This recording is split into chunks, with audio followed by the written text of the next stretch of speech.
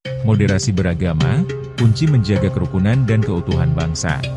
Rektor UIN Dato Karama Palu, Profesor Lukman Tahir, menegaskan pentingnya moderasi beragama sebagai pendekatan strategis dalam merawat harmoni di tengah masyarakat Indonesia yang majemuk. Berikut penjelasannya. Perbedaan agama dan budaya adalah keniscayaan dalam masyarakat Indonesia.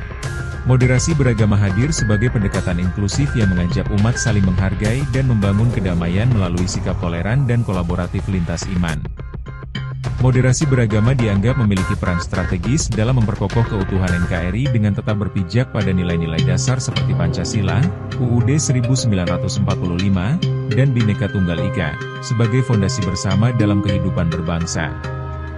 Sepanjang 2024 tercatat 260 pelanggaran kebebasan beragama di Indonesia.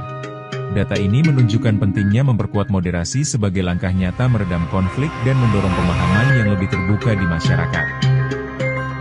Mari bersama-sama menjaga perdamaian dan menciptakan kehidupan yang harmonis bagi semua.